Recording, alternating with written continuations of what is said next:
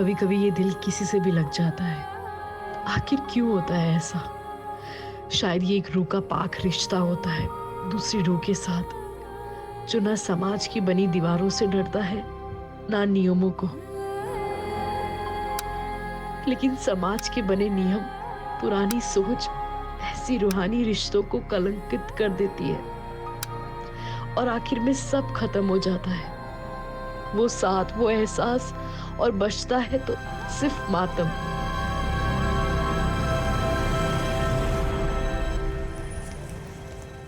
अब्दुल काका। हाँ चांद, सब तैयारी हो गई है? हाँ चांद बेटा, सारी तैयारियां हो चुकी है। डिनर में किसी भी चीज की कमी नहीं रहनी चाहिए, और हाँ, मीठे में शेर खुरमा जरूर रखिएगा। बस आधे घंटे में शीरखुरमा भी तैयार हो जाएगा। ठीक है, ठीक। हेलो रुक सर। अब हमसे दूर जा रहे हैं ना, लेकिन याद रखिएगा आप कभी हमसे दूर नहीं रह पाओगे। ये तो तुम्हारी गलत फहमी है। आजकल तो सिर्फ हमें एक ही का ख्याल आता है। चलो हम बाद में बात करते हैं। चांद, सब सेट है? जी अरबाज भाई, सब ठीक है। ये हीना तबस्सुम कहाँ रही? हीना तबस्सुम, और कितना वक्त लगेगा? आ गए भाईजान। कैसी लग रही हूँ?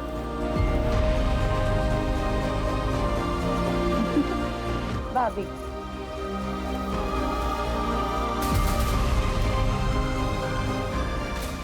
बेगम को तैयार होने के लिए थोड़ा तो वक्त लगेगा ना मियाँ? और कितना वक्त नहीं है? अब हमारी बहन को देखिए, कितना जल्दी तैयार होकर आ गई। एक मिनट, तेरा कॉल है। हाँ। हेलो। हाँ जो है। तुम जो कर रहे हो ना चांद, इसका नतीजा अच्छा नहीं होगा। तुम्हारे लिए क्या कुछ नहीं किया हमने।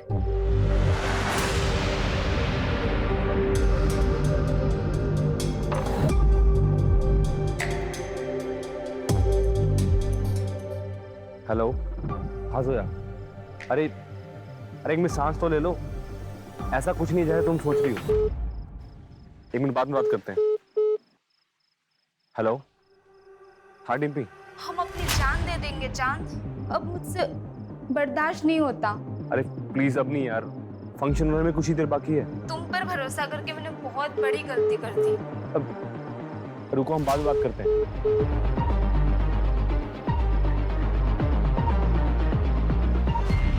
हेलो। क्या कर रहे हो?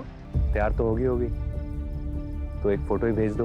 अगर हमारे होने वाले शौहर को पता चला तो? प्लीज प्लीज प्लीज जान, एक फोटो। आपको ना थोड़ा इंतजार करना पड़ेगा। अच्छा चलो हम रखते हैं, बारात आने का टाइम हो गया है। ठीक।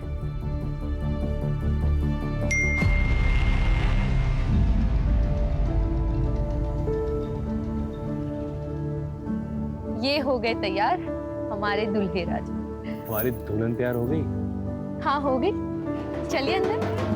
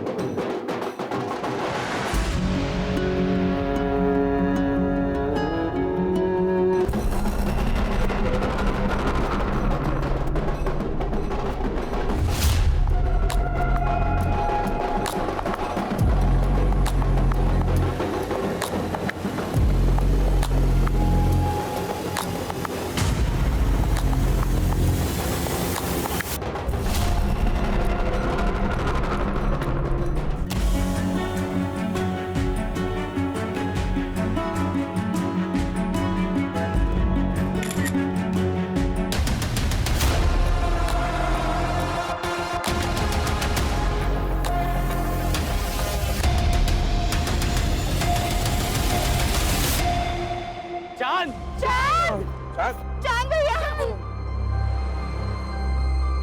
अमीर क्या हुआ? क्या हुआ? अरबाज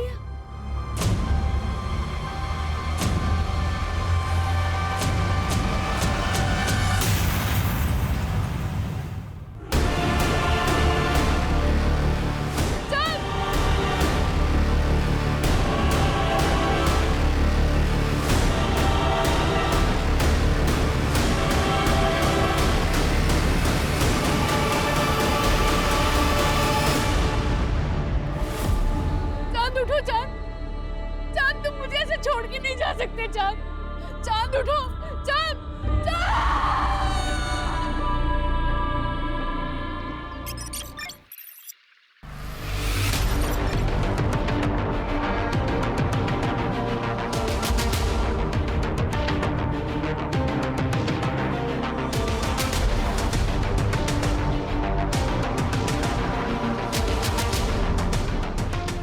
तीसरी बार तुमने अपना रिकॉर्ड तोड़ा है, वेल डन। थोड़ा और एफर्ट डालोगे ना तो बेटर हो जाएगा। और वैसे भी ना नेशनल के लिए बेस्ट है, लेकिन एशियन गेम में मेडल लाने के लिए ना थोड़ा अच्छे से करना पड़ेगा। सही कह रही हो तुम। आप डाइट फॉलो कर रहे हो ना, जो हमने आपको बताया था? तुम्हें पता है ना हम कितने इंटेलिजेंट हैं। अच्छा, वो कैसे? वो ऐसे कि हमने अपने न्यूट्रिशन से प्यार कर लिया। अब सारी जिंदगी फिटनेस की टेंशन खत्म। अच्छा, लेकिन हम सीरियस हैं। हम चाहते हैं कि आप अपना स्टेमिना बढ़ाओ एशियन गेम के लिए, और बहुत जरूरी है। तुम्हें मेरे स्टेमिना पे शक है तो एक बार हटो।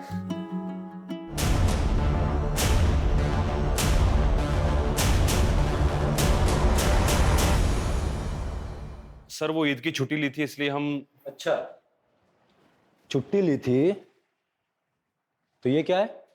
सोशल मीडिया पर ये वीडियो चल रहा है। डीएसपी साहब ने ऑर्डर पर बुलाया तुमको। पुलिस ट्रेनिंग ग्राउंड पर ये सब करोगे? एक मिनट, डीएसपी साहब ने ये वीडियो कैसे देख ली? क्या सारा दिन इंटरनेट पे वो सर्फिंग करते रहते हैं? क्या कहना चाह रहे हैं? देखिए सर, हम सब अच्छे से जानते हैं, अगर आपकी कोई हमारे से प्रॉब्लम है तो खुल के बताइए। ऐसे खेल मत खेलिए, दोस्ती और दुश्मनी सब खुल के करते हैं हम। और ये मत भूलो कि हम तुम्हारे सीनियर हैं। बस इतना कह रहे हैं कि दोबारा ऐसा नहीं होना चाहिए, समझे? जा सकते हो। जी, लेकिन एक बात याद रखिएगा, आप हमें चाहे कितने भी नापसंद करते हो, ऐसे छोटे मोटे बहाने करके आप हमें सस्पेंड नहीं करा पाएंगे। कुछ बड़ा ढूंढ के आइएगा।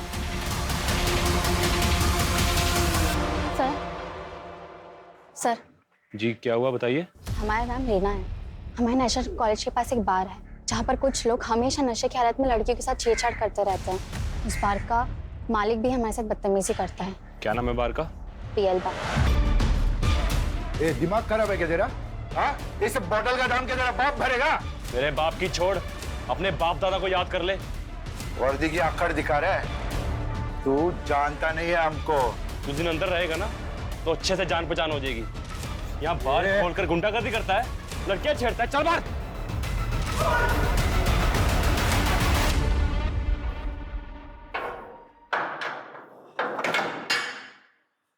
ये सब क्या चांद? कुछ नहीं सर, अपनी ड्यूटी कर रहे हैं। ये आदमी ना कहानी मत सुनाओ मुझे।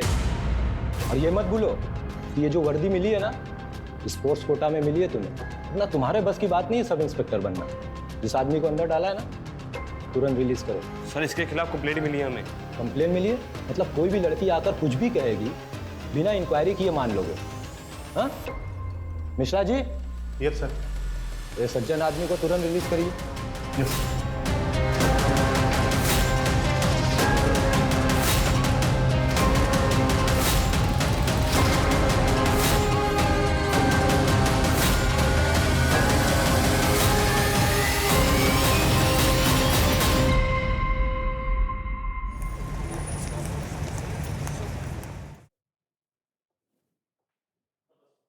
चलिए निकलिए मेरे घर से।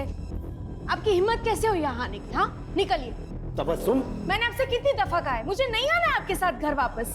मानते हैं हमसे गलती हुई, लेकिन नाराजगी छोड़ो और हमारे साथ चलो। कब तक ये मायके में पड़ी रहोगी? मतलब वो यहाँ पड़ी नहीं है, तबस्सुम का भी घर है ये। चांद,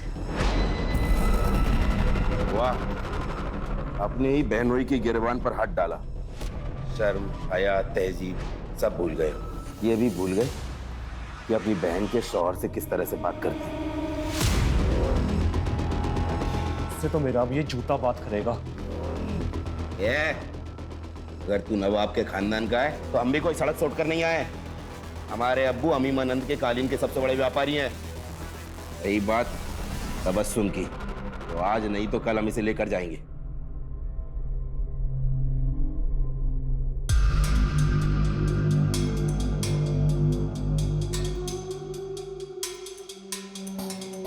क्या है ये सब? तुम्हें इस बात का अंदाजा भी है कि हम नवाबों के खानदान से हैं।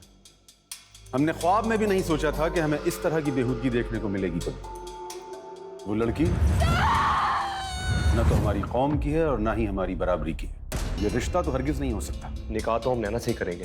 फिर तो हमारी लाश पर से गुजर कर करना होगा तुम्हें ये निकाह। अब्बा, बुरा ना मानिएगा, पर आज दुनिया बहुत आगे बढ़ चुकी है और हमें चांद को अपने फैसले लेने का हक देना चाहिए।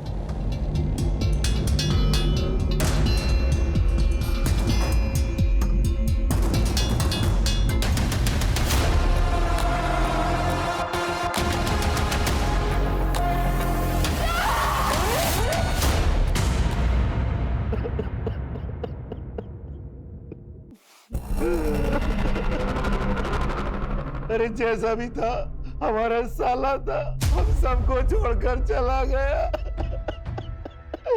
जब तक पोस्टमार्टम नहीं हो जाता हम हमारे भाई को नहीं दफनाएंगे। बस हमें पुलिस में खबर करनी चाहिए। चांद जवान था, सेहतमंद था, स्पोर्ट्समैन था। उसको कैसे हार्ट अटैक हो सकता है? मुझे यकीन नहीं हो रहा। क्या चाहती हो तुम? अपने बेटे को दफनाने से पहले हम उसके जिस्म के टुकड़े टुकड़े कर दें। डॉक्टर ने डेथ सर्टिफिकेट दे दिया है। अब किसी पोस्टमार्टम की कोई जरूरत नहीं। चलो जनाजे की तैयारी शुरू करो।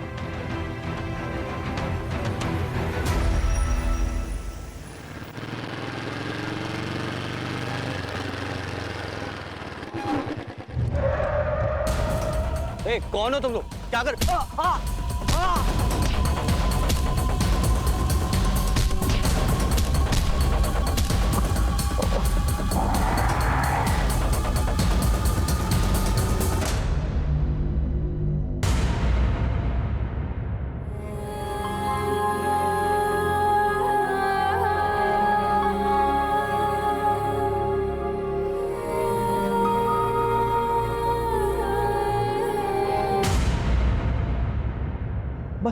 चांद को ऐसे कैसे हार्ट अटैक आ सकता है? चांद जवान था, सेहतमंद था, स्पोर्ट्समैन था। चांद को हार्ट अटैक हो ही नहीं सकता। मैं यकीन नहीं कर पा रहा हूँ। अब्बा। हाँ बेटा। अब्बा, आप दिल के मरीज हैं। भाई के जाने का गम सबको है, मगर आप यूं ही ये सब सोचते रहोगे तो आप ही की तबीयत बिगड़ेगी ना। अब ये सब सोचना बंद कीजिए और ये लीजिए दवाई।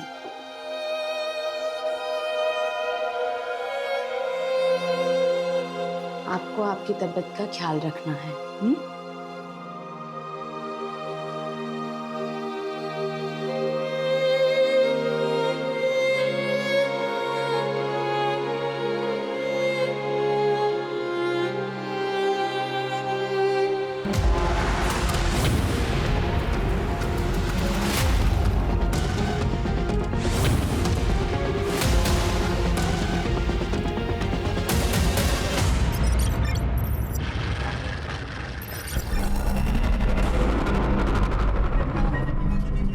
जी कहिए। मेरा आज इंटरव्यू है, मुझे देर हो रही है। मुझे अगले आईटी चौराहे तक उतार देंगे?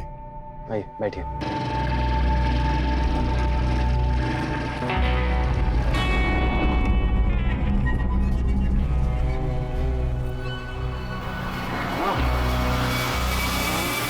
बस बस यही रोक दीजिए। Thank you sir, thank you so much.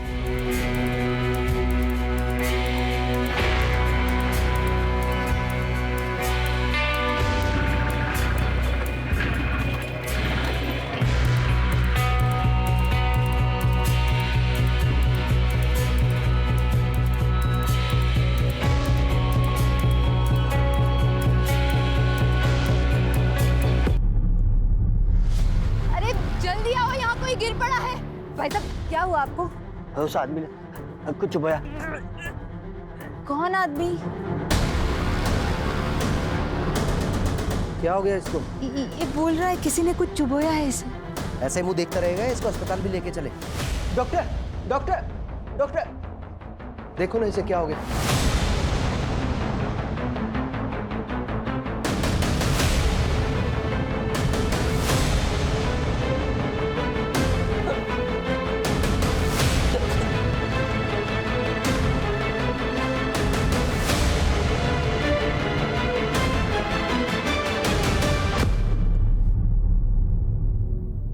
Am sorry, पर ये नहीं रहे।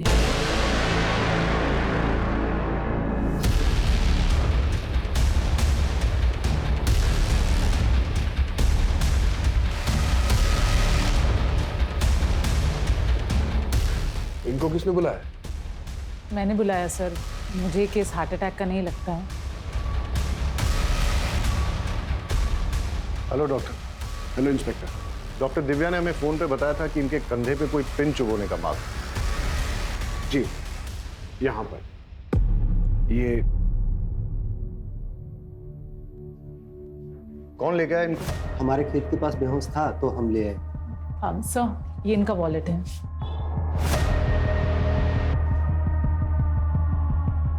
नवाब अरबाज कुरैशी, उन्नाव। फैमिली को इन्फॉर्म करो और बॉडी को पोस्टमार्टम के लिए भेजो। Right sir.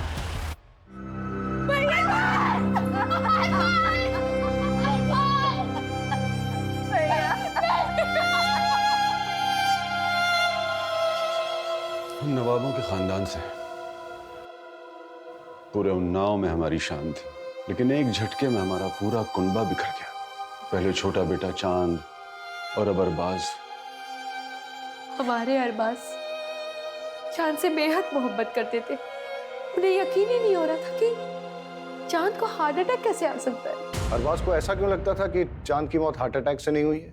शायद वो अपने भाई की मौत के सदमे में था। उसकी किसी के साथ कोई लड़ाई हुई थी या दुश्मनी थी? नहीं। मैं बड़े भाई अरबाज के बारे में पूछ रहा था। जी नहीं थी। वो लखनऊ में क्या कर रहा था? उन्नाव में हमारी सीमेंट की फैक्ट्री है और लखनऊ में उनके क्लाइंट्स, शायद उसी सिलसिले में आया होगा। इंस्पेक्टर साहब, हमको लगता है कि हमारे अरबाज का जरूर कोई दुश्मन होगा, क्योंकि जब कुछ दिन पहले वो घर पे आए थे ना, किसी ने उन्हें बहुत मारा था।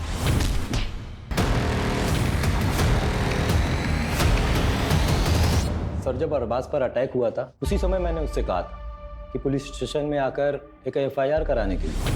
सुना है नवाब साहब कि आपके ऊपर किसी ने हमला कर दिया। आप ना पुलिस स्टेशन आ जाइए और आकर एक FIR लिखवा दीजिए। लेकिन वो आया ही नहीं। बेचारा अपने भाई चांद गिरा हार्ट अटैक से। चांद एक नेशनल लेवल एथलीट था, सब इंस्पेक्टर था और उसकी फैमिली बोल रही थी कि एकदम फिट था। अब उसका इस तरह हार्ट अटैक से मरना कुछ समझ में नहीं आ रहा है। आजकल तो लोग जिम में एक्सरसाइज करते करते बेवजह मर जाते हैं हार्ट अटैक से। आप ही हैं नवाब साहब के फैमिली डॉक्टर? जी हाँ। आप यकीन से कह सकते हैं कि चांद की मौत हार्ट अटैक से हुई थी? नवाब साहब के घराने की फैमिली हिस्ट्री में दिल की बीमारी है। चांद, अरबाज, उससे पहले उनकी माँ भी 2 साल पहले हार्ट अटैक से मरी थी। ठीक है, आप जा सकते हैं। ठीक है। अर्जुन साहब, चांद के पोस्टमार्टम के साथ साथ उसका टॉक्सिकोलॉजी टेस्ट भी करवा सर, और पता करो ये अरबाज के साथ मारपीट किसने की थी। 2 भाइयों की मौत, वो भी एक के बाद एक, और अरबाज के साथ मौत के पहले मारपीट भी हुई थी। वो ना हो इसमें कोई दुश्मनी का एंगल जरूर है। अब सवाल ये उठता है कि दुश्मन घर के बाहर है या अंदर। अरे कूद जा लल्ले, कुछ नहीं है।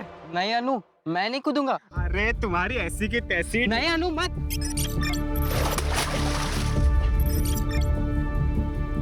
अरे नौटंकी बाज।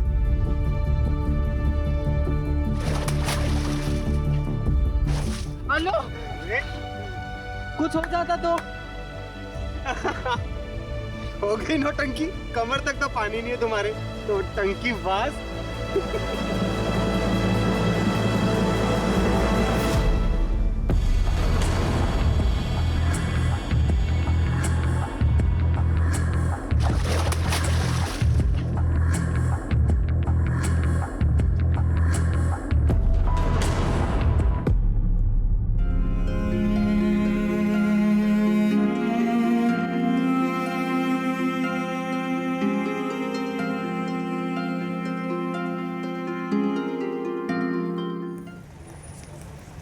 बहुत प्यार करते थे वो हमसे, लेकिन गुस्से वाले भी थे।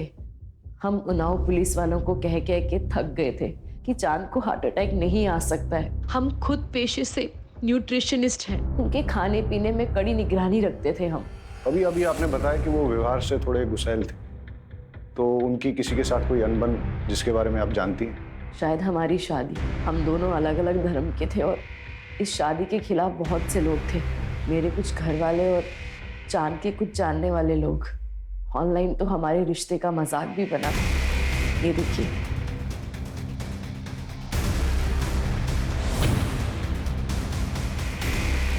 ये वीडियो सबसे पहले किस आईपी एड्रेस से अपलोड हुई, किसने भेजी और किस किस को भेजी, सारी डिटेल्स निकालो। जी सर, और मैंने उस चौक पे भी पता करने के लिए कह दिया है जहां अरबाज के साथ मारपीट हुई थी। वहाँ की सीसीटीवी फुटेजेस भी मंगवा ली है, शायद वहाँ से कोई क्लू मिल जाए। सर, ये अरबाज की पोस्टमार्टम रिपोर्ट है। ठीक, जाओ। ओके सर, पोस्टमार्टम रिपोर्ट के हिसाब से अरबाज की मौत हेवी पॉइजनिंग की वजह से हुई। ये भी लिखा है कि अगर ज़्यादा मात्रा में लिया गया हो तो महज कुछ ही मिनटों में उस इंसान की मौत हो सकती है।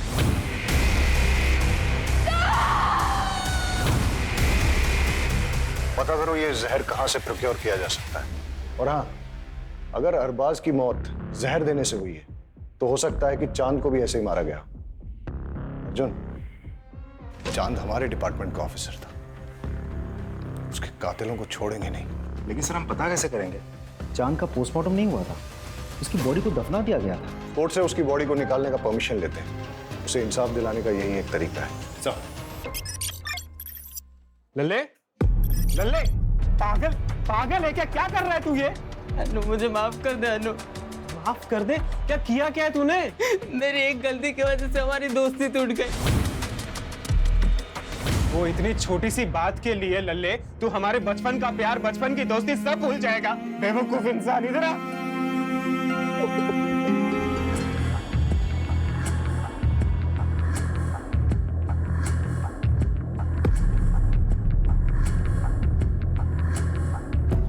तो चांद के अवशेष को निकलवाकर टॉक्सिकोलॉजी के लिए भेज दिया गया।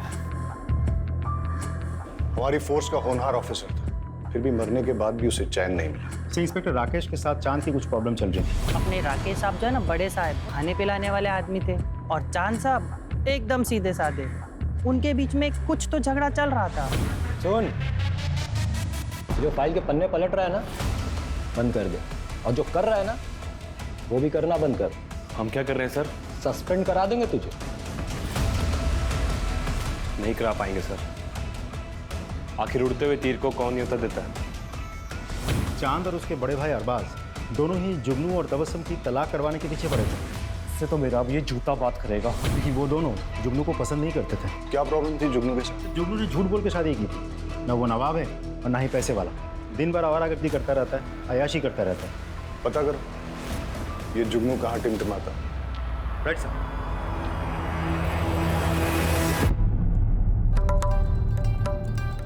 निम्मो भाई, आज ऐसा मुजरा करना कि घर जाने के बाद भी तुम्हारा खुमार ना उतरे।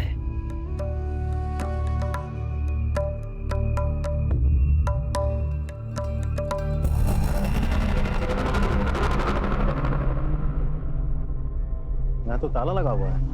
नजाकत ने लूटा शराफत। पुलिस हमारे घर? चल अंदर बैठ। अरे ये क्या बदतमीजी है? चल।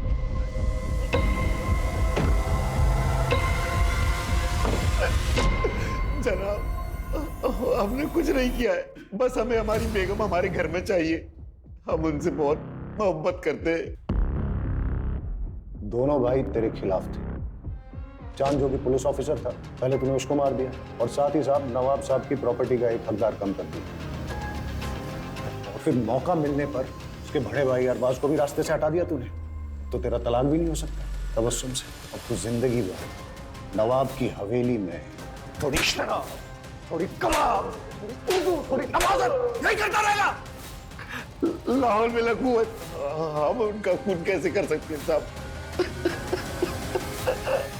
तो चांद की पोस्टमार्टम रिपोर्ट आ गई है, उसे भी वही जहर दिया गया है जो अरबाज को दिया गया था। मतलब दोनों भाइयों की मौत एक ही तरह से हुई है, यानी कि कातिल एक ही है और उसका मोटिव भी एक ही है। दोनों भाइयों की मौत से सबसे ज्यादा फायदा किसको हो सकता है? सर, मुझे तो लगता है हमें जुगनू पर नजर रखनी चाहिए। रखो। और कुछ पता चला? सर, हम अरबाज का कॉल रिकॉर्ड चेक कर रहे थे, पता चला कि वो एक सीबीआई ऑफिसर के साथ टच में था। नाम है सदानंद भोसले। अच्छा, भोसले साहब से अपॉइंटमेंट लो, मिलते हैं। चल। तुम्हारे सोशल मीडिया का पेज नैना और चांद के खिलाफ हेट स्पीच से भरा है। क्यों भाई, क्यों किया ऐसा? सर मैंने लिखा और वो वीडियो भी वायरल की। इसमें क्या गलत किया सर? नैना मेरी कजन है। अगर मैं अपने घर की इज्जत नहीं बचा सकता तो किस काम का हूं मैं सर? ये लोग हमारी बहन बेटियों को भड़का रहे हैं सर। इसलिए चांद को रास्ते से हटा दिया, मार दिया उसको तुमने? गुस्सा तो बहुत आता था उस पे, ऐसे देख के खून खौलता था, लेकिन मैंने उसे नहीं मारा सर। हमारे पास आई विटनेस है जिसने तुमको चांद के साथ लड़ते हुए देखा है। अबे हीरो, चल निकल यहाँ से, वरना तेरी सारी रंगबाजी यहीं निकाल दूंगा। मारना। शांत, छोड़ो से। क्या कर रहे हो तुम लोग यहाँ? मुझे ना यहाँ पे कोई तमाशा नहीं चाहिए। बैठो। सर उन लोगों के साथ कुछ भी होता है तो पूरी दुनिया ह्यूमन राइट्स के नाम पे खड़ी हो जाती है। हमारी बहन बेटियों के साथ जो हो रहा है उसका क्या सर? नफरत से सिर्फ नफरत फैलती है। एक पुलिस ऑफिसर था वो जो देश के लिए मेडल लाने की कोशिश कर रहा था, मार दिया तुमने उसको, और फिर उसके मर्डर को छुपाने के लिए उसके भाई को भी मार दिया। ऐसे नहीं मानेगा ये। तुम्हें क्या लगता है एक पुलिस ऑफिसर का मर्डर हो जाएगा और पुलिस हाथ पे हाथ धरी बैठेगी? लेके जाओ इसे, और तब तक तोड़ो जब तक ये सच नहीं बोलता। लेके जाओ।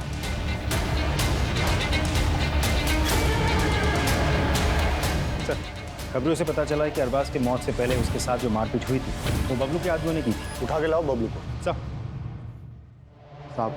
हमने यार बस आपको मारा था साहब, लेकिन उसने हमें पैसे दिए थे साहब मारने के। उसने किसने? जुगनू मियां ने साहब। अरबाज को पिटवाया तूने? साहब मैं बहुत गुस्से में था साहब। जब मैं चांद की जनाजे में गया तो अरबाज ने मेरे साथ बदतमीजी की। या अल्लाह, हमारे भाई की जान के बदले हमें उठा लिया होता। बस कर ये नाटक। हमारे भाई के जनाजे पे बैठ के ये घड़ियाली आंसू मत बहा। यहाँ पे निकल जाए, यहाँ से निकल, उठ और चला जाए यहाँ से। मुझे धक्के मारकर हवेली के बाहर निकाल दिया। बस इसी बात का गुस्सा था, लेकिन इसका मतलब ये तो नहीं कि मैंने किसी को मारा है। एक पुलिस ऑफिसर का मर्डर हुआ है, इसे डंडे मार के तब तक मुजरा करवाओ जब तक ये सच नहीं बोलता। लेके जाओ। साहब sir, CBI officer Sadanand Bhosle के साथ मीटिंग फिक्स हो गई है।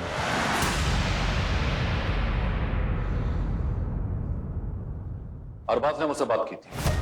वो चाहता था कि उसके भाई के मर्डर की इन्वेस्टिगेशन सीबीआई करे, लेकिन सीबीआई ऐसे किसी केस को कैसे ले सकती है? मैंने उसे लोकल पुलिस स्टेशन में जाकर एफआईआर दर्ज कराने की बात की थी। सब इंस्पेक्टर चांद का मर्डर केस काफी पर्सनल है सर हमारे लिए। एक पुलिस ऑफिसर को मारा गया और उसके बाद उसके बड़े भाई का भी मर्डर किया गया, और अभी भी हमारे हाथ में कोई ठोस कड़ी नहीं लग पाई। Anyways, thank you.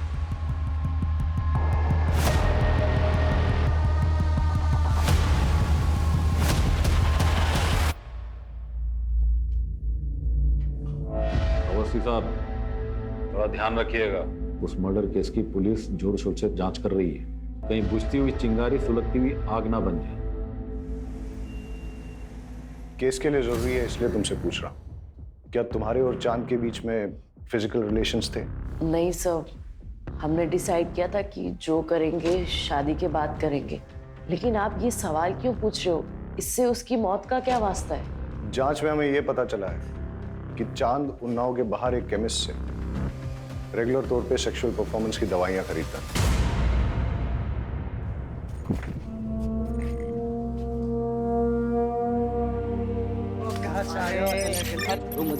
हमसे भी तो बात कर रहे हो। क्या कर रहे हो? अरे तो पहनना भूल गए, इधर आओ। अरे इधर आओ।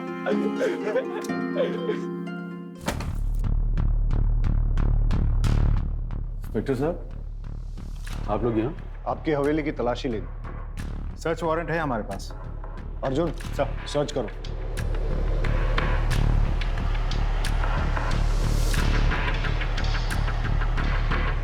और कितनी तकलीफें पहुंचाएंगे हम?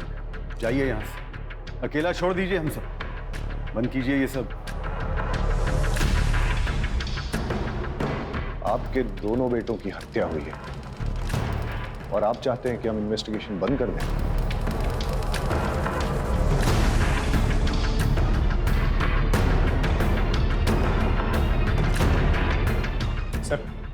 चांद के कमरे से ये मोबाइल और ये फाइल मिली।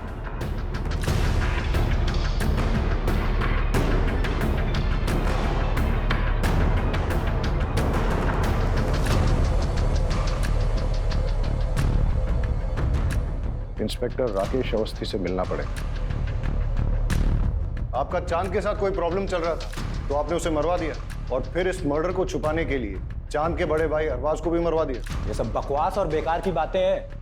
ये डॉक्यूमेंट्स देखिए, चांद ने ये सबूत इकट्ठे किए थे कि 6 महीने पहले एक लड़के को आपकी कस्टडी में टॉर्चर करते हुए आपने उसे मार डाला।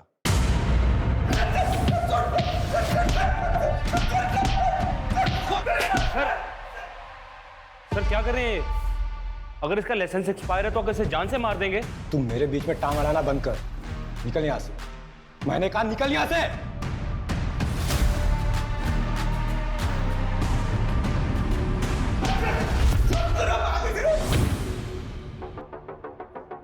नहीं सर, किसी ने उसे हाथ भी नहीं लगाया था।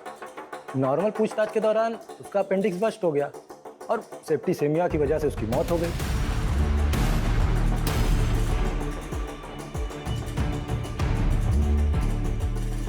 हम ना छोड़ेंगे नहीं तुम्हें। एक मासूम की जान ले ली तुमने। तुम्हारा असली चेहरा ना सबके सामने लेकर आएंगे। ये हमारा तुमसे वादा है। हम आपसे बहुत इज्जत से पेश आ रहे हैं, तो ये मत भूलिएगा कि हम आपके बराबर के ऑफिसर हैं। सीमा लांगी या लांगने की कोशिश की तो बात डीएसपी तक जाएगी।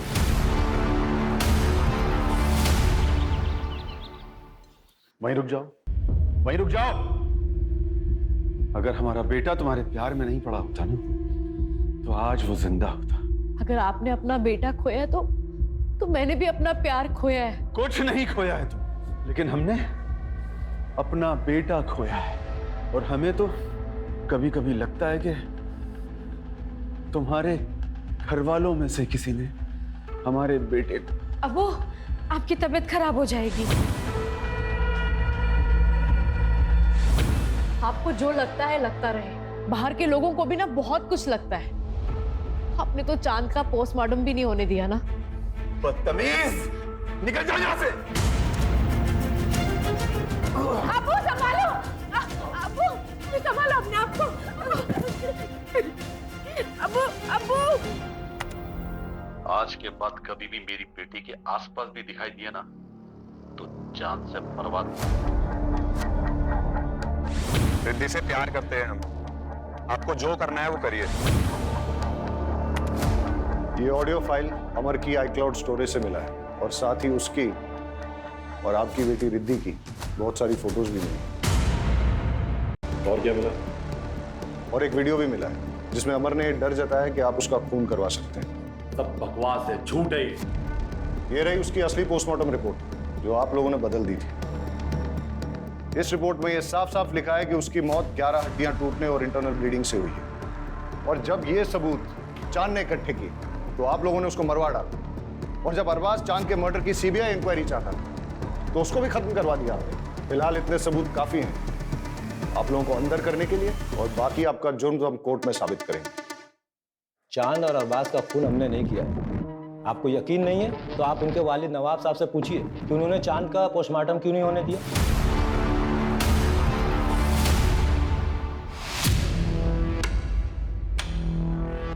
कैसे हैं इकबाल साहब? ठीक है। हमें जब पता चला कि इकबाल साहब को हॉस्पिटल लेके आए तो हमने सोचा कहीं इनके साथ भी ऐसा ही तो नहीं हुआ जैसा इनके बेटों के साथ। नहीं सर, नवाब साहब को सिर्फ दिल की बीमारी है। ये उनकी जो लेटेस्ट रिपोर्ट्स आई है उसके हिसाब से लग रहा है कि बहुत दिनों से उन्होंने अपनी दवाई नहीं ली। मगर अब्बा तो उनकी दवाई हमेशा वक्त पर लेते थे और हम हमेशा उनकी दवाई अपने साथ ही कैरी करते थे। वक्त बे वक्त अगर जरूरत पड़ गई तो आप हमें 2 मिनट दीजिए, हम लेकर आते हैं।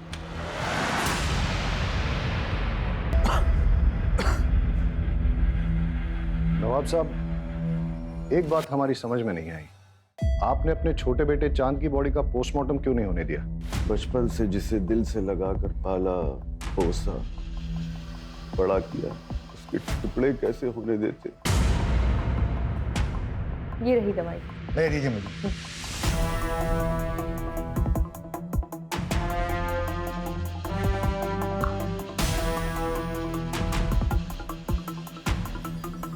सर सर ये तो शुगर है, चीनी है ये। कौन देता था इन्हें दवाई?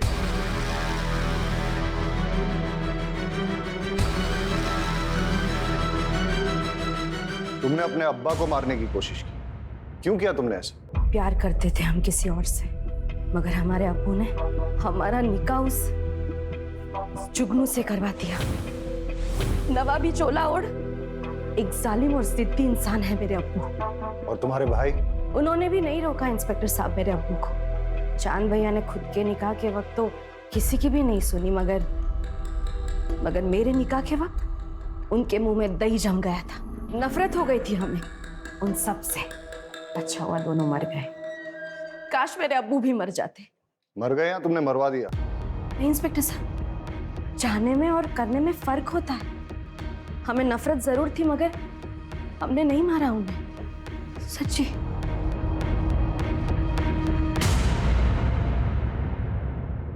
चांद और अरबाज के केस में इतने सारे सस्पेक्ट्स हैं। सनी, जुगनू, इंस्पेक्टर अवस्थी, इकबाल कुरैशी, तबस्सुम, हीना, कोई भी हो सकता है।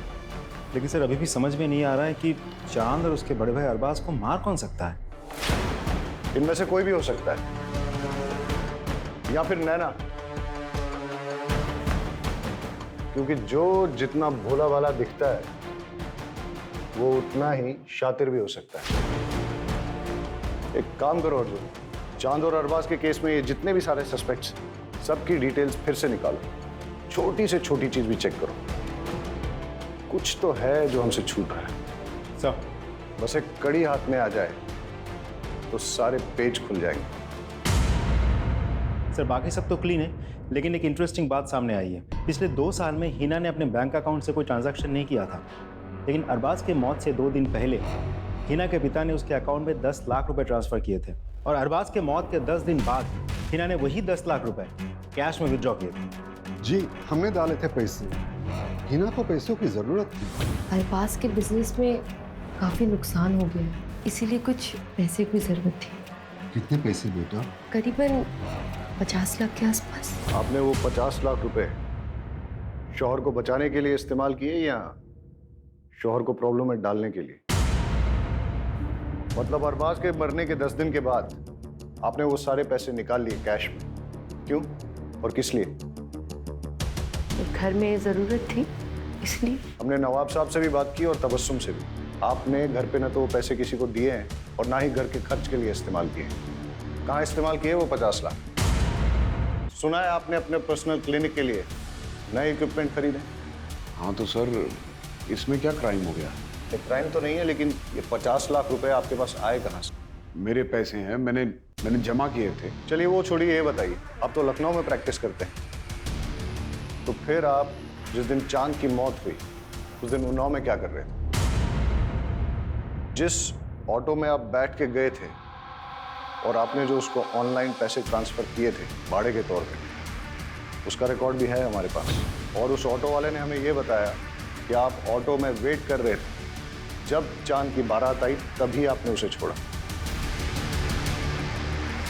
हम उस जहर तक भी पहुंच गए जो आपने लैब टेक्नीशियन संतोष सिंह से खरीदा और जिस जहर को आपने चांद और अरबाज में इंजेक्ट किया। डॉक्टर साहब अब तो सच बोल दो। मैंने दोनों का फोन किया।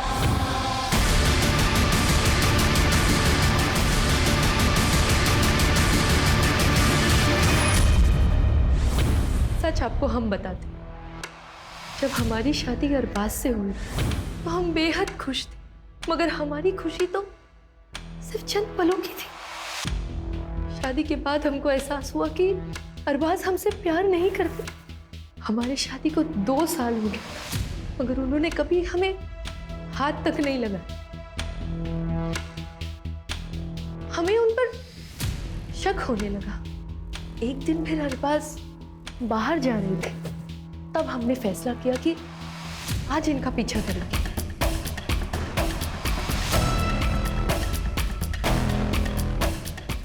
अरे लल्ले, आज तुम हमसे मिलने आए हो? हमने देखा कि हमारे शौहर एक मर्द के साथ मोहब्बत कर रहे थे। पागल है क्या तू? मरना है तुमको? I love you too लल्ले। तुमने मुझे एकदम से किस कर लिया था तो मैं घबरा गया था। मैं अपने आप को एक्सेप्ट नहीं कर पा रहा था पर सच बात तो यह है कि आई लव यू टू। लेकिन अनु, दुनिया हमें समझ नहीं पाएगी। हमें कुछ करना पड़ेगा। अगर मैं दुनिया के सामने मर जाऊं तो? पागल है क्या तू? नहीं, मैं लखनऊ जाके रहूंगा। तुम आते रहना मुझे मिलने के लिए, किसी को कुछ नहीं पता चलेगा।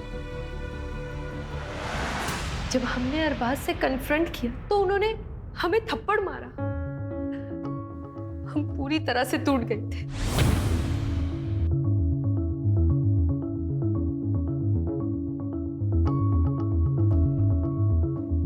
क्या हुआ भाभी? आप रो क्यों रही हैं? तुम्हारे भाई हमसे नहीं बल्कि एक मर्द से मोहब्बत करते हैं। अरे हमको समझ में नहीं आता कि हम करें तो क्या करें। अभी आप रोइए मत। हम बेहद खुश थे। भले ही हम दोनों के बीच में एक छोटा सा रिश्ता बना हो, मगर हमने चांद से मोहब्बत की थी और उसने फिर शादी करने का फैसला ले लिया। ये तुम क्या कह रहे हो चांद? हम तुमसे प्यार करते, तुम ये नहीं कर सकते। हमें छोड़ के तुम किसी और से शादी नहीं कर सकते। हम आपसे प्यार नहीं करते, वो बस एक हमारी गलती थी। हम नैना से प्यार करते और भैया को हम और दगा नहीं दे सकते। ये आपका नसीब है।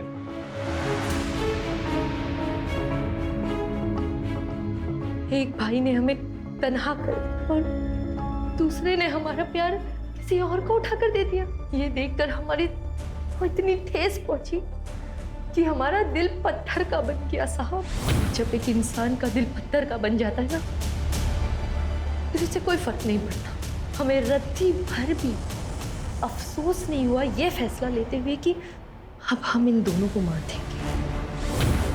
ऊपर वाला आपको दोनों जहां की खुशियां अता फरमाए।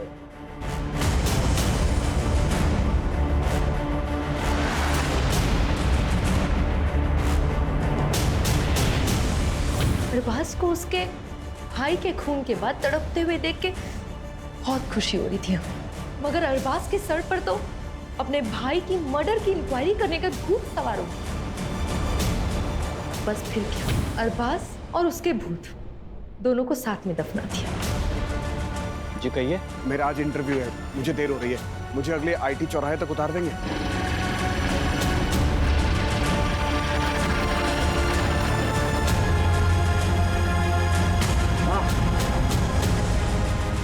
बस यही रोक दीजिए।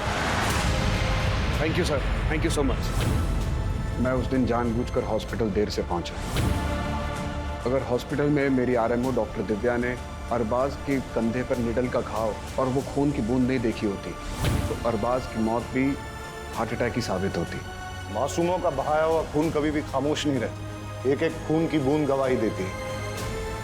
अब जिंदगी भर जेल की चारदीवारी के बीच बैठकर सोचना किसका गुनाह बढ़ा।